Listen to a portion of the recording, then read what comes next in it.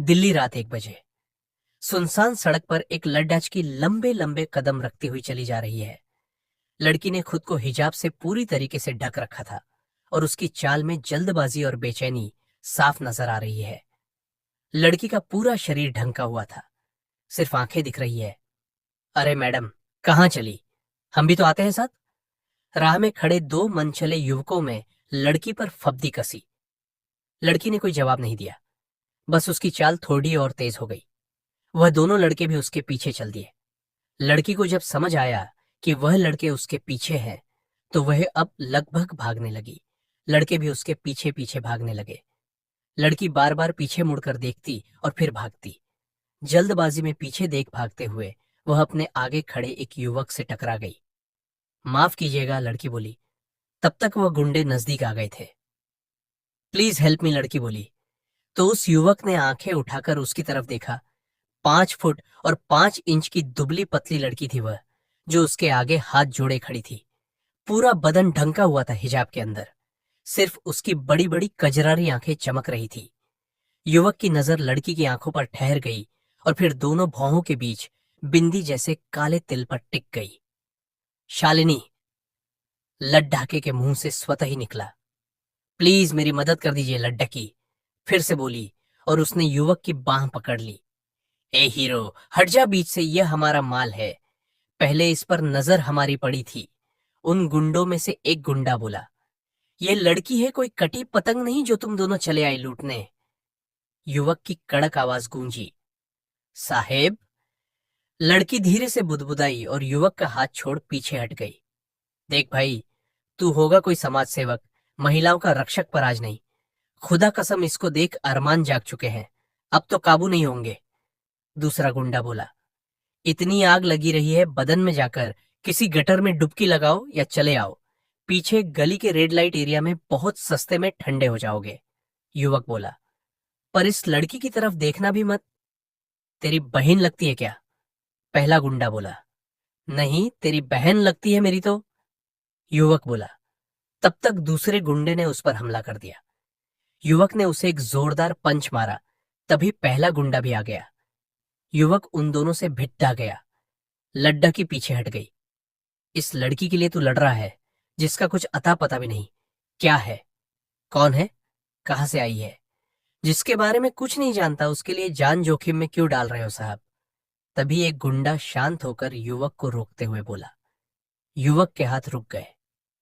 इतनी रात में यूं अकेले भटक रही है, वह भी इस रेड लाइट एरिया के आसपास। ऐसी लड़कियों के लिए किसी से लड़ा नहीं जाता, और न ही ऐसी लड़कियों के लिए अपनी जान खतरे में डाली जाती साहब। ऐसी लड़कियां तो होती ही हैं चरित्रहीन, कैरेक्टरलेस। दूसरा गुंडा बोला। उस गुंडे की बात सुन युवक ने एक पल लड़की की तरफ देखा। उसकी आंखों में नमी थी। युवक फिर से गुंडे पर टूट पड़ा। इस बीच लड़की दबे पांव वहां से निकल गई। वो कैरेक्टरलेस नहीं है, समझा तू? वो नहीं है चरित्रहीन, जानता हूं मैं उसे। युवक बोला और दोनों गुंडों को मारने लगा। माफ कीजिएगा साहब, पर मैं मजबूर हूं।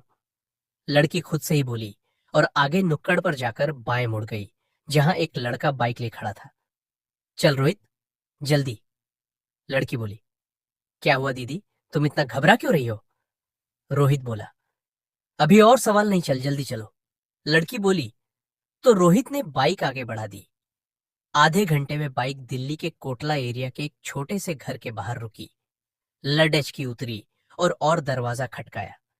दरवाजा उस लड़की की छोटी बहन अवंतिका ने खोला। लडचकी की तरफ वितृष्णा से देख हॉल में सो रही अपनी मां के पास जाकर सो गई। लड्डकी चुपचाप अपने कमरे में चली गई, बुर्का उतार फेंका और बाथरूम में जाकर नल चालू कर बेतहाशा रो पड़ी। जब दर्द कम हुआ तो चेहरा धोया और बाहर आ खुद को आईने में देखा। 23 साल की कमसिन उम्र, सांचे में ढला बदन, गुलाबी रंगत और बड़ी बड़ी झील सी गहरी आंखें। लड्डकी के चेहरे पर फीकी मुस्कान आई और वो बगल वाले कमरे की तरफ चल दी। कमरे में चारपाई पर एक एक बुजुर्ग लेटा था, कमजोर, बीमार और शरीर का निचला हिस्सा पैरालाइज्ड था। पापा, दवाई खाई आपने? लड्डकी बोली तो उस आदमी के चेहरे पर हल्की मुस्कान आई। हाँ, खा ली तू। चिंता मत किया कर शालिनी बेटा, जाकर आराम कर। पापा बोले तो लड़डेचकी उठकर अपने कमरे में आ गई।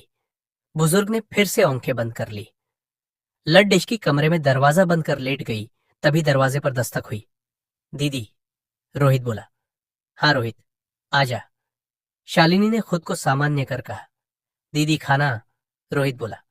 मैं खाना खाकर आई हूं, शालिनी बोली। आज फिर झूठ, आप कभी उस जगह का पानी भी नहीं पीती, फिर आज खाना कैसे खा लिया? रोहित बोला। क्या फर्क पड़ता है रोहित कि मैं वहां कुछ खाती पीती हूं या नहीं? मैं खाने से निकलने वाला हर इंसान शराबी कहलाता है, और जहां मैं काम करती हूं वहां की हर औरत चरित्रहीन। शालिनी बोली। बस दीदी, अब और नहीं, कितनी बार कहा है, आप ऐसी बातें मेरे सामने मत किया करो। कोई कुछ भी कहे, पर मैं जानता हूं कि आप क्या हो, रोहित बोला। मैं भी कितना अभागा भाई हूं, अपनी बहन के लिए कुछ नहीं कर पाया। बस 2 साल और, दीदी मेरी इंजीनियरिंग होते ही मैं नौकरी कर लूंगा, फिर तुम्हें काम नहीं करना होगा और ना ही उस जगह जाना होगा, रोहित बोला। तो शालिनी के चेहरे पर दर्द भरी मुस्कान आ गई।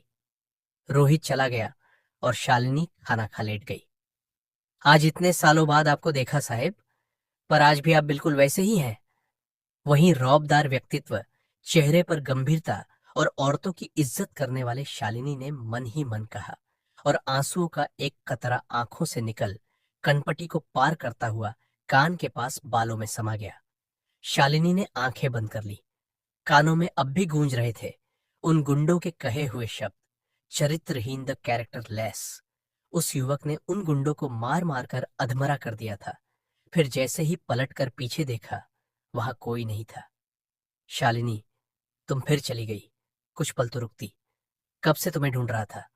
आज सालों बाद मिली और फिर से खो गई, युवक उदासी के साथ बोला और आगे की तरफ बढ़ा। रणवीर, भैया कोई मैकेनिक मिला क्या? तभी एक बड्डी सी लग्जरी कार से टेक लगाई युवक ने पूछा। नहीं अनिरुद्ध, कोई नहीं मिला, रणवीर बोला। ठीक है, फिर हम कैब से घर चले जाते हैं, अनिरुद्ध बोला। तुम चले जाओ और वहां से मैकेनिक या ड्राइवर लेकर आ जाना, मैं यहीं बैठा हूं। गाड़ी को इस तरीके से छोड़ना भी ठीक नहीं है, रणवीर बोला और अनिरुद्ध के लिए कैब बुक कर दी। अनिरुद्ध निकल गया। रणवीर कार में बैठ गया और सीट से टेक लगा ली। आंखें बंद करते ही फिर जहन में वही आंखें और माथे का वह तिल आ गया। इश्क की इंतहा तो देखिए जाना, तुम्हारी यादें हमें जीने नहीं देती और तुमसे मिलने की ख्वाहिश हमें मरने नहीं देती, रणवीर खुद से बोला। तुम कब मिलोगी शालिनी, कब से ढूंढ रहा हूं तुम्हें, रणवीर खुद से बोला और फिर उसने आंखें बंद कर ली। आंखों के आगे 5 साल पहले का समय आ गया, जब वह देहरादून बोर्डिंग स्कूल में 12वीं का स्टूडेंट था और शालिनी उससे 1 साल जूनियर। साहब, आप कितने दिनों के लिए जा रहे हो, शालिनी ने रणवीर की बांह से टिक कर कहा। बस 1 हफ्ता, शालिनी। रणवीर ने उसका सिर सहलाया। पता नहीं, पर दिल बहुत घबरा रहा है साहब, जैसे आप मुझसे दूर हो रहे हो, शालिनी नम आंखों से बोली। तुम्हें मुझसे कोई अलग नहीं कर सकता शालिनी, बस 1 हफ्ता है, तुम परेशान मत हो, रणवीर बोला। रणवीर ने घबरा कर आंखें खोल दी। माफ कर दो शालिनी, मुझे नहीं जाना चाहिए था, तुम्हारा डर सही था, उस 1 हफ्ते की दूरी ने हमें जुदा कर दिया, रणवीर बोला और उसकी आंखों से भी एक कतरा आंसू निकल गालों पर लुढ़क गया।